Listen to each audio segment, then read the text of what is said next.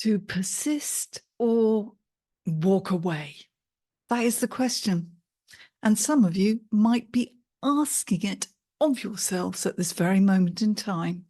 To persist or give up, walk away. It's not worth it. I can't be doing with this anymore. I've tried, but phew. But hang on a minute. How do you make that decision?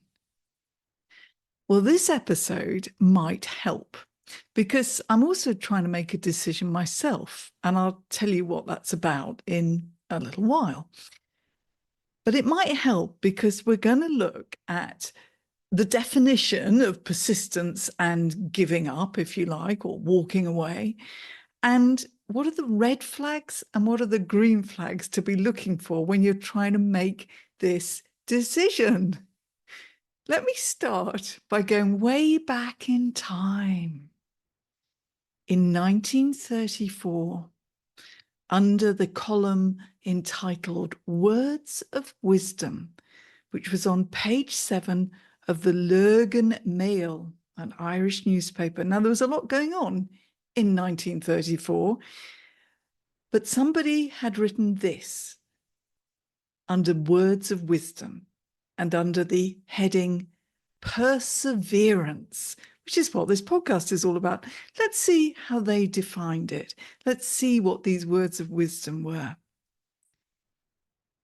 Perseverance.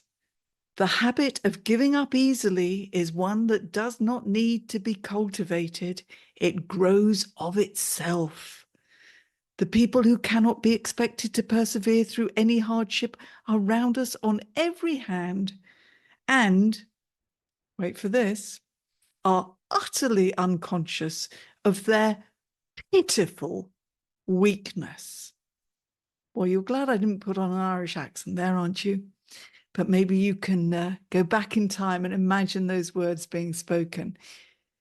Let's not be quite so harsh on ourselves. If we're giving up on something, it doesn't necessarily mean we are displaying pitiful weakness, does it?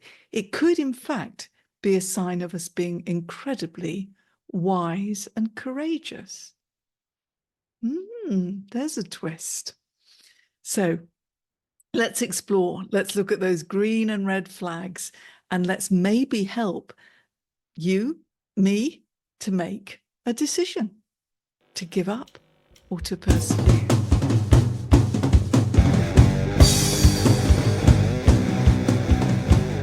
This is Self-Belief Unsquashed, and I am your host, Trisha Lewis, and I am very human, and I have moments where I sink into a sort of sense of self-doubt and potentially give up on things that I shouldn't give up on, or stick with things that I shouldn't stick with because I've kind of lost my way. So I told you I'd share with you what I want to make a decision about, and this is it. It's kind of relevant. Do I continue with this podcast or not? Do I continue with it under its current name? Do I change the name? Do I shift the branding a little bit? Do I get more precise about the audience? Or do I completely wrap it up at episode 192? And do I start another one, a completely different one, or not at all? Are podcasts, for me, a thing of the past? So, see, told you it'd be relevant. But you might be making a decision on anything that is to do with work, to do with relationships, potentially, to do with goals and purpose. We keep being told we have to have a goal, but are you pursuing a goal for the best reasons, or is it time to walk away? Time to create new goals? Time to explore, or time to persist? Oh, well, let's just start this episode, shall we? Here we go.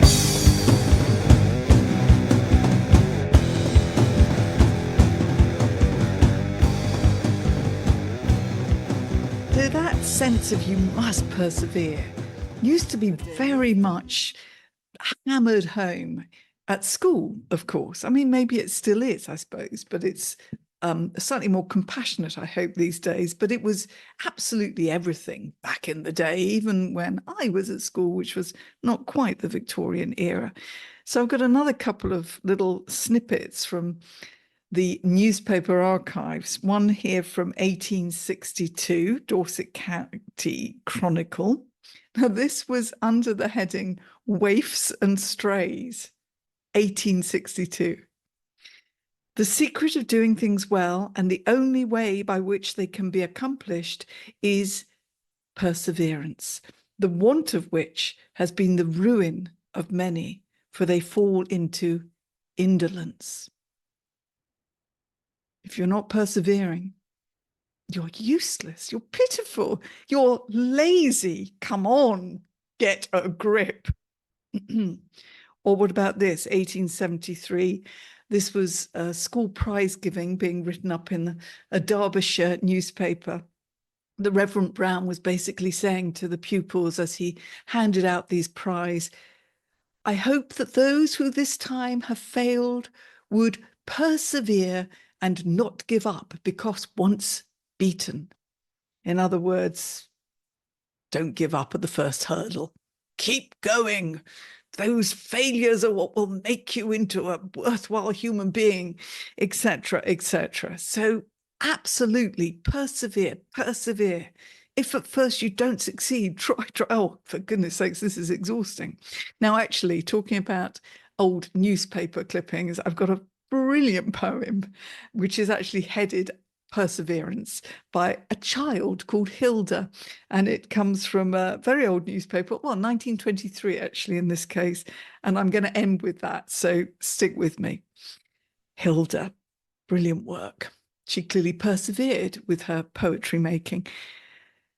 But I also have a more up-to-date reference that I've been looking at, which is an interesting book, which you might consider looking at yourself, called Grit by Angela Duckworth. And she's an American academic and a psychologist. And she's the author of this book, Grit, The Power of Passion and Perseverance. So she's now brought this word passion into the mix. But she also says that passion and perseverance, while very close, are not the same thing. So that's another little bit of this jigsaw puzzle when we're trying to make this decision, persevere or give up. And she also says something, I suppose, that aligns with the idea of laziness, because she says to be gritty is to resist complacency. So that's another term, isn't it? Complacent. Are we needing to zhuzh ourselves up a bit? Is that all we need? Is that what will make us persevere and not walk away? Have we just become complacent, and therefore do we need to completely change our course of action? Is it too comfortable? You see all these questions? I love it. But can we be analytical about this when we're trying to explore perseverance or walking away? Well, Angela Duckworth also says this. Often our passion and perseverance do not spring from a cold, calculating analysis of costs and benefits of alternatives. Rather, the source of our strength is the person we know ourselves to be. She's talking about our identity as being part of the ingredients of whether we choose to persevere or not. And that, I think, is really, really key. Because, and it really fits with a lot of the messages that I've been given over the years about self-squashing. If we're persevering with something that isn't really totally attuned with who we really feel we are, in that kind of gut thing that we get when we feel most aligned, most congruent, if you like. If we're trying to pursue something just because, something maybe we set a goal for years and years ago, but we've changed, the world has changed, we've learnt new things. If we're just carrying on and it's not quite right with who we see ourselves as, that could be a red flag? And yes, I said we'd explore this in kind of green flag, red flag ways. So here we go. Now you can apply this to decisions you're trying to make about work, about career, about possible promotion, about possible taking redundancy, setting up on your own. It could be that you already are a small business owner and you're trying to figure out whether you're pursuing a sort of course of your branding, of your message, of your audience, of your services that isn't necessarily quite working. Do you pursue it more? Do you persevere? Do you give up? It could be relationships. Now, I don't want to get too heavy about this because I'm not here to give relationship advice, although I have experience. But it could be that you are pursuing, I don't know, a certain network of people just because, and it's beginning to feel like it's not really doing you much good. It's not who you are anymore somehow. It could be obviously more serious. It could be an actual relationship with a marriage or a partner, whatever, but you're just in that awful limbo state. Do I persevere with this, or do I walk away? Or it could be goals. We are really, really bombarded with this idea that we need to have goals.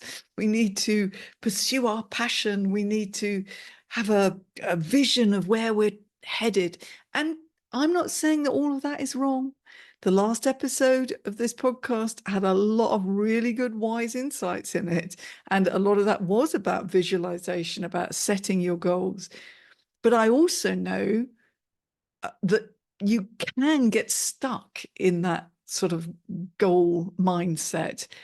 And if you're beginning to feel a bit uncomfortable, a bit like it's a sort of duty, a bit like you're more kind of surviving rather than thriving as you pursue this goal, is it because you're just being lazy and giving up too easily, can't be bothered? Is it because you've not yet unlocked certain skills that you need to be able to pursue this to the next level? Or is it because really, when you set that goal, you don't really know why you set it? Something your parents had said when you were a kid, something a teacher said when you were at school, something a boss once said to you, something an ex-partner once said, something you read in a book, something you heard on a podcast. But actually, why?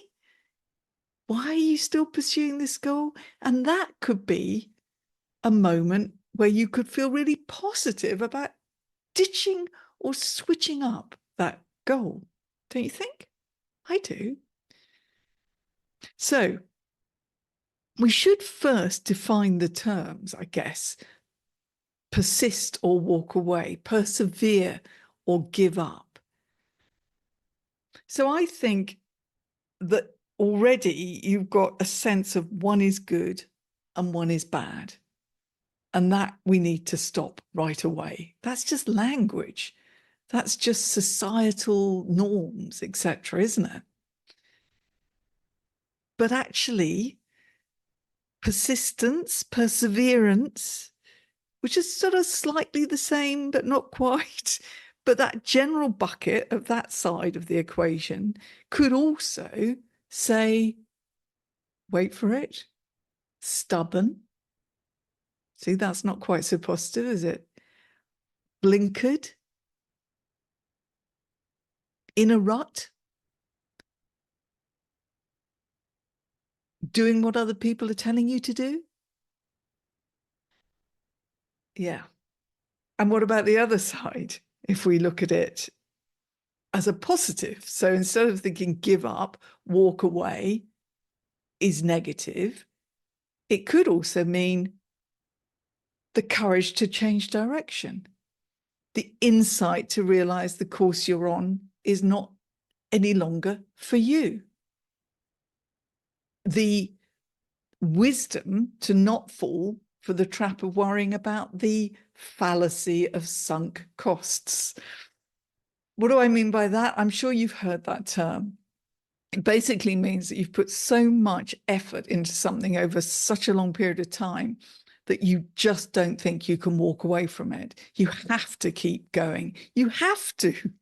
You've put money into this, you've put blood, sweat, and tears into it. You've given up other things because of pursuing this. You've gone on various courses, you've got various qualifications. So how on earth could you walk away? Well, sometimes you just have to look at all of that as fabulous experience of an accumulation of so much wisdom and insight, and then be able to pack it up and chuck it. I don't know whether this is the same when it comes to decluttering. Because I actually am quite unsentimental when it comes to turning out old stuff, much more so than the person I live with, in fact. But we make a good pair because he does sometimes stop me from chucking too much stuff out that I then regret later. But I can see that sometimes this is no longer where I'm at. This is no longer what I want to do. Yes, I got all those leaflets printed once back in the 90s. People don't do that anymore. Yes, all those business cards are going to have to go in the bin. And yes, that YouTube channel I set up is no longer relevant, but that's fine. It was a journey. I learned lots on it, but it's not. Now, maybe this is it. No longer is it me. We talked about that kind of sense of identity when you're making this decision. And no longer do I feel motivated. So when I'm doing this, I feel I'm just doing it for the sake of. For the sake of. Plod, plod, plod, plod. Mustn't give up. Oh, I suppose I should. Or even, what alternative is there? If I give up on this, maybe there's nothing else out there for me. If I give up on this, that makes me the kind of person who gives up too easily. All those little naggy thoughts come into your head. But no, I believe firmly that there is a real positive to seeing the possibility in walking away from. And that doesn't have to be you being lazy, you being weak, and all those things that I quoted from those old newspapers. So there's a tipping point almost, isn't there? There's no point in giving up too easily, because you do have to pursue things to really figure out whether this is the right course of action. And in many ways, it's a luxury that I'm talking about, because you might not be in a position of having a choice, but at least you can maybe start to just switch things up a little bit, step by step, if you feel that you're seeing these red flags in the course you're taking, the job you're in, the relationship you're in. But I mean, I do have that luxury because I am at the other end of life. I am officially one of those really annoying baby boomer pensioner people. So I have this amazing luxury of being able to know that I can just sort of stop doing something if it no longer motivates me. And I can find something else that does motivate me. But I also know that I have in the past too easily given up on something. And that hasn't been a positive giving up. That's been a, oh, no, don't like this. I don't like this today. But actually, if I'd pursued it for another month, maybe I would have done. Or the same potentially with people, friends, hobbies, all sorts. But that means that there's a sort of tipping point, isn't there, between giving something a really good go and then realizing, no, this isn't quite right for me. Yeah. Watch for the tipping point. I remember, here's a little story. Okay, I went to art school. Well, it was the sort of foundation year of art school. This was back in the 70s. It was so cool, man. We all smoked roll-ups and wore flares and everything. So the idea appealed, art school, why wouldn't it? And I was there on, I think, day one, having done really well at art at A level. So I thought, I'm quite good at this. Now, of course, I'm a tiny little fish in a huge pond of very big fish. But anyway, the first task was we had this giant piece of paper pinned to a wall. We all had one, giant, and we had a little leaf, and we had to draw this leaf, but in a giant blown up way on this piece. Oh, whatever. Anyway, I did it quite well, but that kind of already was making me feel out of sorts. I was surrounded by all sorts of people.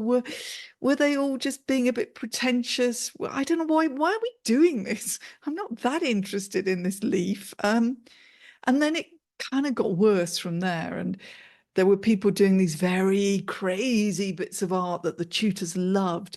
And I just wanted to do figure drawing and things like that. And I don't know, I did feel that people were being a bit pretentious. And at the time, that was one of my kind of nerve-ending trigger things. I don't want to be pretentious.